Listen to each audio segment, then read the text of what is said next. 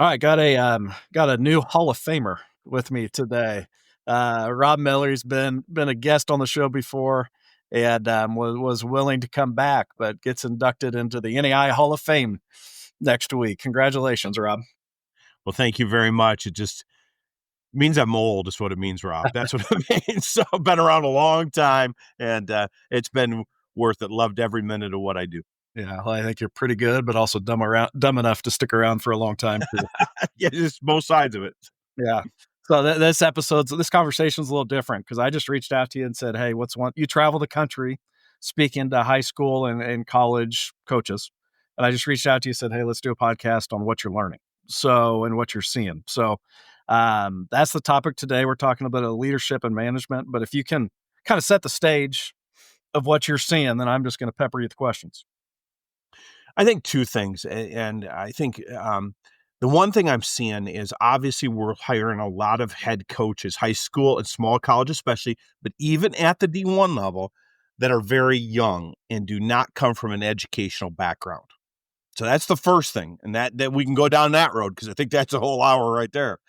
The other thing that comes in is we're also seeing this in all aspects of sports, all levels of sports, the impact of, I'm not saying good or bad, I'm saying different, the impact of today's current youth sport culture and how that's changed us from a schematic standpoint in coaching itself, no matter what your sport is. Those are probably the two biggest issues I see out there. Yeah.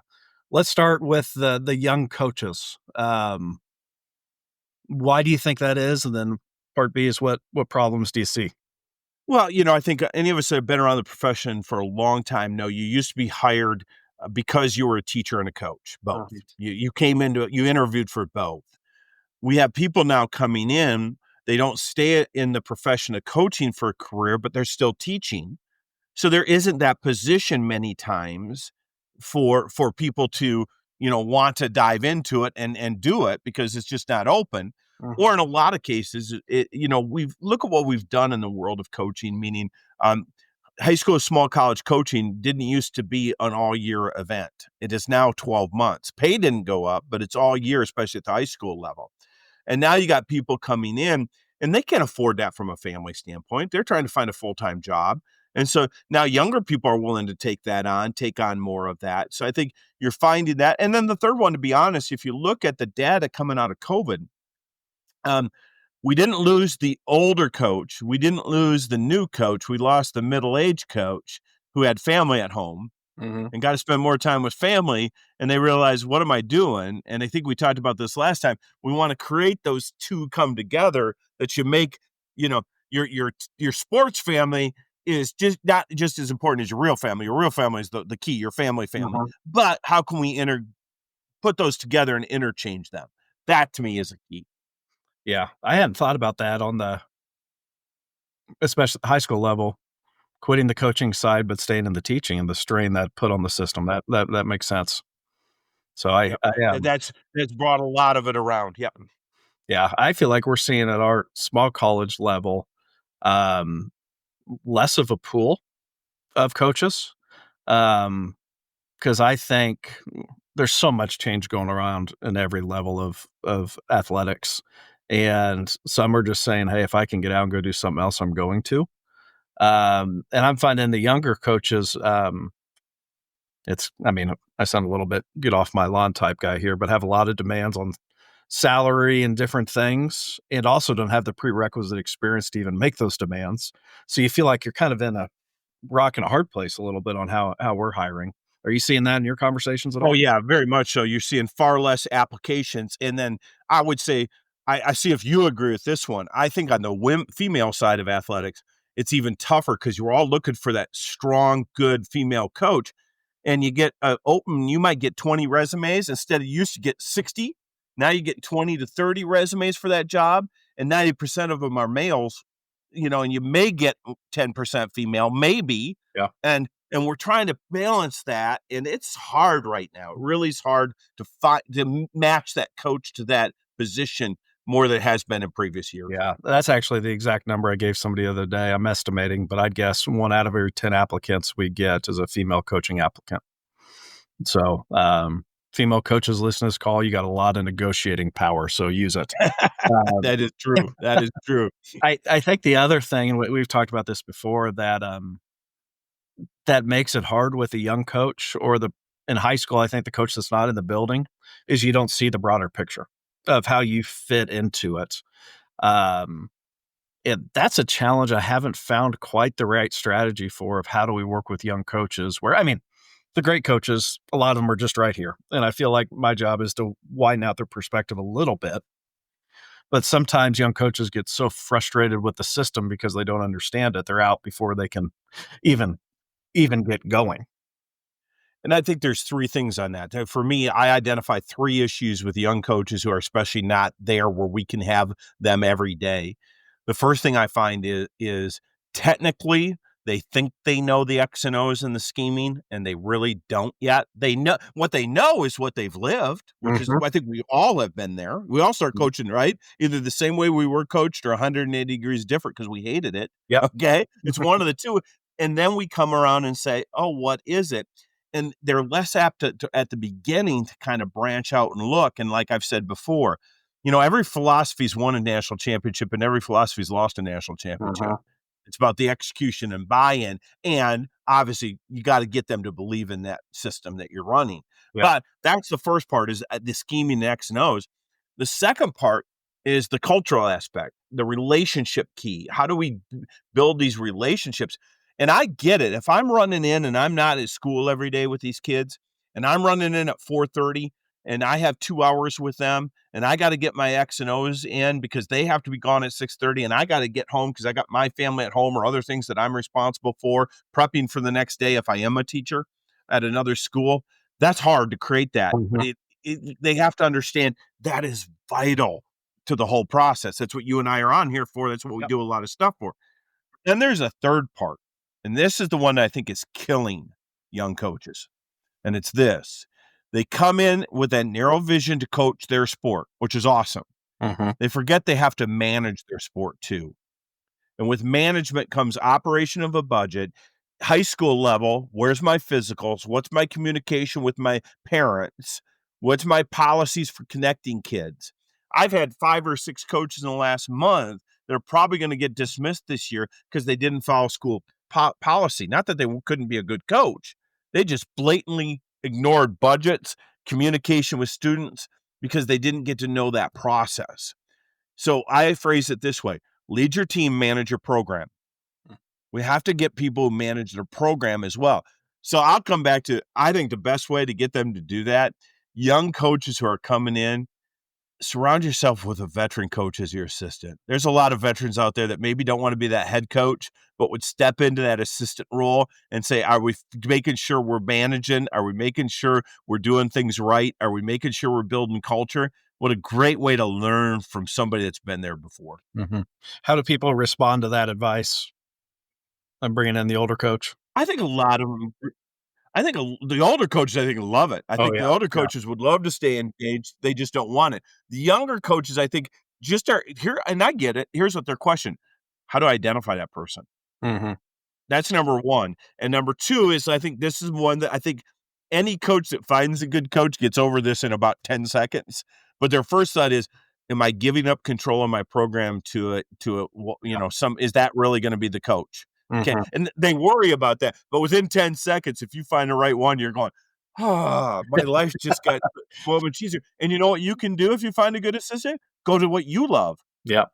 Yeah, so scheming, because we can take some of that other stuff out to other people. Yeah. So Dustin Gallion, the guy person I do an impactful coaching project with, has a saying that I think connects where he's talking about competence and knowing your sport, managing what you're saying. And he said if you're not competent, you either lack wisdom, you can't decide what the material you should know is. You're lazy because you just aren't doing the work. Or his third one is you're fearful and fearful of, especially as a young coach, being found out you may not know it all. And I could see that fear being there, bringing in an older coach and like, oh crap, or is he going to tell the AD I don't know what I'm doing or undercut me or anything like that? And I think if you have an older coach, that guy's living the dream. He's sitting next to you, not having to deal with parents and loving it. But I think that's That's probably right, a real man. thing for some. So, Yep. I think one other thing I think is advice I'd give to a young coach is this. Um, and again, I think this comes with me being older now and go, I don't think I did this when I was younger, but I think it'd be good now. Um, I'm always one was I looking to imitate somebody that had done it right? Two, I was looking for advice. I think now in older ages, I'd rather seek wisdom, as you just said. Use that word wisdom. It caught me. I don't want to know what you want me to do. I don't want to copy what you do.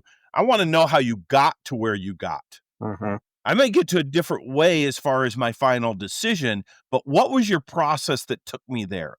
And if I could express anything to young coaches is it's the Saban thing, right? Figure out the process. And if you figure out the process, everything else will fall in place. Yep. Yep.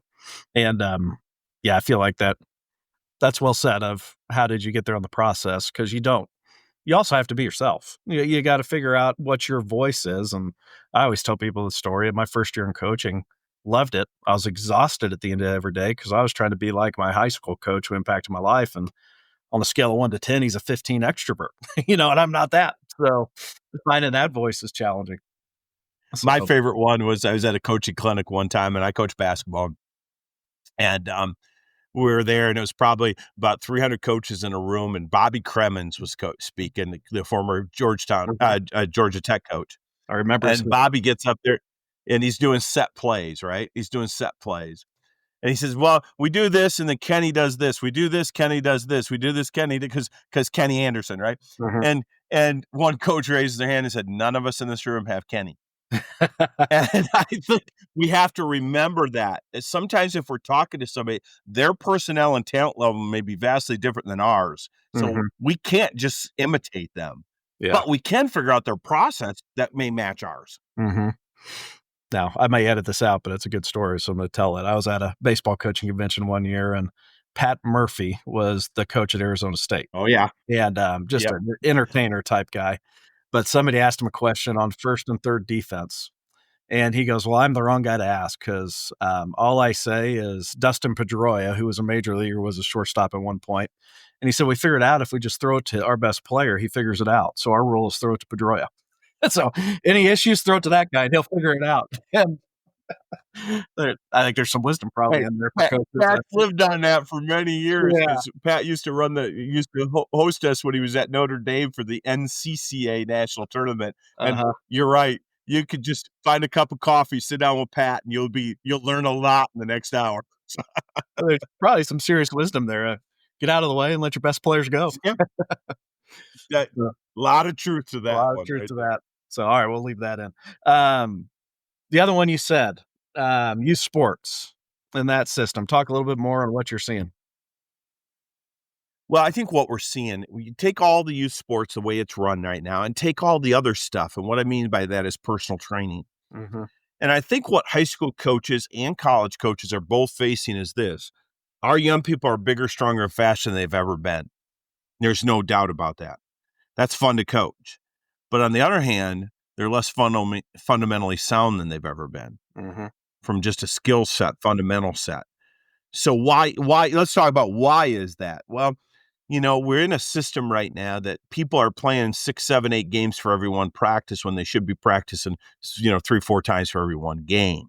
And that's especially true in the summer for sports like volleyball, soccer, basketball, baseball, softball. It's what I've said. Football has it good this way. Now, I think the 7-on-7 Yeah. could start impacting that. Okay. But football's always been in that mindset. Once a week, practice hard, da da da da da. Okay. That again, 7-on-7 could change that some. Um, so they're coming to us. Yeah, they play a lot. And I think there's a lot of people out there that say, well, they got to play to learn. Well, not if they don't know. Yeah. And so I think that's adjusted the thought process. And now, to be honest with you, I think what happens is a lot of our coaches are there too. And so our coaches want to come in and teach schemes instead of skills, and they're not going anyplace unless they teach the skills in front of the schemes. So how do you get over that? And I would say to the young coaches, where I've seen high schools thrive is when they got this great system where the varsity coach is working all the way down into junior high. So everybody knows they're not necessarily doing the same thing. I don't need I don't really care what offense my 6th, 7th grade team's running if I'm the varsity coach, but I want to know they know these 4 or 5 skills. Mm-hmm. Then in 7th grade, let's teach these 2 skills. Then in 8th grade, let's teach these 2 skills. And then together, if we use the same terminology and we're teaching the same fundamental skills, man, we got a distinct advantage by the time they get up to their 10th, 11th, 12th grade years. I think what we're finding is because we're changing coaches a lot at all those levels, there's a disconnect in terminology and skill set. And that's impacting a lot of how we have to go about coaching. And a lot of times I think there's a disconnect. I'm telling a kid I think should know that, and they don't know that. So I want to immediately get defensive why you don't know that, when I got to break it down and teach them that skill. That's what I'm hired for, teach them that skill. I got to go back to the basics. Yeah. I see a third thing, and I feel like I hear this from our coaches, of learning just how to practice and how to work hard in that environment, because it can be boring. And kids aren't defiant. It's just so different from all the games they're playing. They've really never learned how to practice. Are you hearing that piece too, or do you? Yeah, I think that's a very true statement. And add to that the fact that their attention span is now with that phone is every 7 seconds, right? So, Yeah. so how do we send them? How do we use their technology? How do we keep them engaged? How do we keep teaching them? And that's where I go to even things like I go by a field, a youth field, and watch Little League softball, Little League baseball practice. Guys, you can't sit 10 kids in the outfield when one kid's taking BP. Mm. We have to have games going on all over the place to keep them going on and keep them thinking and keep them moving and keep them going. But you're right on that. The practice situation is huge. I'm glad you brought that to the attention, which is also leading me to another direction that I think it kind of went in my mind and went out of my mind because I'm old. So if I can think about that, I'm going to come back to it in a second. But it is a different environment So, where they're coming from. We have to learn to teach them in that environment. so what do we do? Like, what's your advice to people listening? Like, what's a practical step? Because we talk about this, it feels like a monster of like, it's not fixable, but what? No, I think it is fixable. I think we have to do a wonderful job of figuring out not the talent level. I think all of us can look at that. And if you've spent any time in a sport, you can judge talent, and figure it out. We have to figure out skill level and basically start our practices from the beginning, summer programs, base it on the skill level and take them from there. Okay. Mhm. I think we all want to start right away. Let's play those 25 games in the summer. Okay. I'm all for that, but let's also teach them some skill as we go along here. Let's Mhm. make sure we know where they're at. I threw out a term at a practice probably, I don't know, 2, 3 years ago, a term I probably learned in 7th grade, and the college athlete didn't know what I was talking about. Hmm. I was shocked. So I think we can also use technology. I wouldn't do it in the way I got it done, but when I was like in 9th grade, somebody gave me a book called 101 Things Good Basketball Players Know. I still have it. Hmm. And that helped me so much as a player. Okay.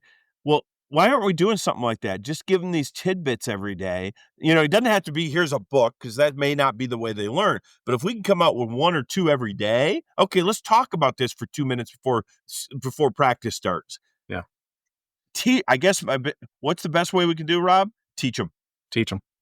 We're hired to teach. Let's teach. Well, I thought of an example as you were talking. So, my first coaching job out of college, I was the assistant C team coach at Lawrence Free State High School, and then I coached one of the 15 under, I think it was, team in the summer. And I don't even think the coach still remembers me there, but the head coach still is Mike Hill, who was an unbelievable teacher. And his rule at the time, now this is late 2000s, was you can go off and do the club thing, travel, but I want you for your first summer and preferably 2 of high school. And they only played games at home, and you practiced on Tuesdays, and it was teach, teach, teach, teach, teach. Don't worry about if you win games. And his program's been unbelievable for years. I don't know if in this current environment he can do it still, but his teams are as fundamentally sound of any high school team you'll ever see. And I think if you look at baseball in particular, that the old Legion ball was based about playing good baseball, right? The old Legion teams that are disappearing. It wasn't about just going and playing on weekends 7 games. It was about, I remember when I was at Spring Arbor in Michigan, the Legion team practiced at our facility in the summer. And when I said they practiced, they practiced. Yeah. Okay. Yeah, they were playing but they played 2 or 3 games and practiced 2 or 3 times in the summer. That's not even the ratio I said, but that's sure a better ratio than practicing once every 2 weeks and playing 10 games. Yeah. Yeah. And getting to know the game, teaching the game. And here's what I remembered what I was going to say to you, okay, a couple minutes ago. Here's the other thing that's changed youth sports dramatically and high school sports and why we have to teach the game. Especially when I was playing, which is 15, 20 years before you. Mhm. Okay. High school football, high school quarterbacks probably called 50, 60% of their own plays. Baseball, softball, I was a catcher. We called our own games minus a few key pitches during the game when a coach wanted a certain pitch. Okay. Basketball. Think about now how much instruction comes from the bench. Mhm. Quite a bit. And they're not necessarily learning the game. And as a basketball coach, I watch how many coaches everyone watches. It used to be go back to the old NAIA tournament, 32 teams, one place. Okay. You'd go there as a young coach and you'd see 16, 17, 18 different styles of play. Mhm. Now you go, you see, I was down this week at it. I saw maybe 2, 3 different styles of play. Okay. Not all of the 30, 18 styles of play. But let's play motion. Let's play motion. Motion is a great offense if players know what they're doing. If they don't know what they're doing, it's a horrible offense. Mhm. Do they know the game? So every time I start talking to you about this, I come back to the same thing. Teach the game. Teach the skills of the game. I think that's what we have to do as coaches. And I struggle at what does that mean at the college level? Because in some ways it may be too big a gap to keep up. That's probably why you see only 1 or 2 systems at that level. Could be, but I also think it's this. Um, are we going out and recruiting athletes, or are we going out to recruit people that match our system? Yep. And, you could say all this. I've had the fortune of this season running through this whole season with Bennett Sturts, the point guard Mhm. from Drake. Okay. Liberty kid, best friends with the family. I've been up there tons of time. Ben McCollum's going to Iowa. Well, you know what Ben did at Northwest, Northwest Missouri? You know what he did at Drake? He recruited athletes that fit the system. Yep. And I think if you're going to be that way, he made a great, and I don't necessarily agree with this, and I don't know if you will either, Rob, what Ben said the other day, but I really listened to it. I want to learn from it. He says, I'm not sure how much I can teach culture to my team, but I can bring people in that match the culture for my team. That's an interesting statement. I mean, Yeah. because I sit here, I talk about teaching culture, and I believe you can, but I also believe in this world when you want to when you need results instantly at the college level, you better recruit people who are mission matches to your culture, to your institution. Yeah. That's a key part of it. Yeah. So I partially agree. I actually That's where I'm at. I partially agree. So when I was coaching, I've always kind of been a data. I'm not good at math, but I'm a data geek. Go figure that out. But I would track how many kids were good fits, essentially meaning wanted the experience the institution had to offer, and we're going to be good-hearted people. And for me as a baseball coach, I thought between 70 to 80% of my roster needed to be good fits, and then the other 20% would adapt to the culture. Um, I think that can vary by sport a little bit. Some sports are easier, but yeah, in principle, I think I agree to him, but I also think you can change. Kids need to be in an environment where the cool thing, the cultural thing is the right thing. That's right. Yeah, it's that old saying, cleaning it up here, that the old saying is, if you have one donkey, you're fine. But if you got 2 or 3, 4 donkeys, you got a donkey farm on the Yep. clean end of it, right? And I think I think you nailed it. I think what you said is probably what I was thinking and didn't Yeah. articulate well Well, was I think it can be both. I think it can be both. yeah. Probably at Power 4 schools right now, you got to win instantly. Mhm. Well, You that's better what bring the right matches in. that's what I was about to say it's interesting to look at the top levels, but let's take Drake again. They had a totally new team, but 4 of their starters had been with the head coach for 4 years. Yep. I was looking at we lost in the second round of the NAIA men's basketball tournament this year. So I was kind of glued in the whole time. And I looked at the rosters of the Sweet 16, and the 2 teams that made it to the finals had a lot of guys that had been there 3 or 4 years. They had stuck around in the system, learned to play together, learned to play a style. I don't, at our level, see the transfer dominant teams. They're examples, but I think the more typical of what's winning is kids that stick around, stay at the same Yeah, place. I agree with you. Watching those two teams on the men's side, exactly that, right? They both had the style that fit them well. It's a really good point. Really good point. Yeah. Well, any final thoughts? Yeah, I think this one, I'm going to add this in because I've been preaching today about being a teacher. Mm-hmm. Okay. And one thing in the last month that has bothered me, watching some basketball, I've been to a lot of high school and college games this year, probably more than I've been in years. Coaches, if you really want your team to bounce up, if you want to really coach a good culture and a good team, keep coaching. Mm-hmm. And what I mean by that is I'm very frustrated seeing when the game is out of hand, coaches sit down and quit coaching kids that go in the game at the end. Keep coaching that game. I was so happy there days watching the tournament, the NCAA tournament, and I was watching Creighton. I just happen to like Creighton. I like Coach McDermott. And they were losing by 15 or 16 points in the last couple minutes. He coached the very last second. And I thought to myself, maybe that's why I really like him. Okay. It's because you don't just coach when you're winning. You're teaching the game, so you coach to the end. I'll put a caveat in there, in my opinion. Unless you're in an emotional place where you're going to lose your mind, then just sit down and shut up. Yeah.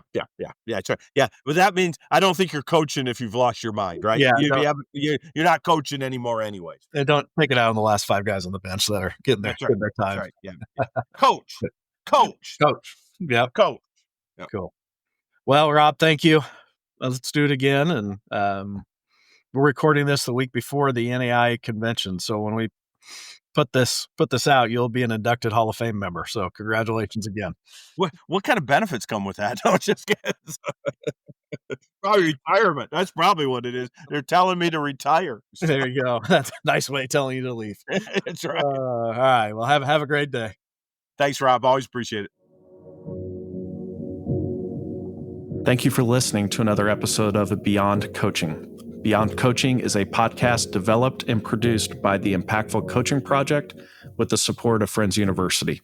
The Impactful Coaching Project seeks to develop coaches that coach the whole person and is the thought leader in coaching the 21st century athlete. The Impactful Coaching Project produces training, information, and research to help coaches improve. To see more information, go to impactfulcoachingproject.substack.com. Thank you.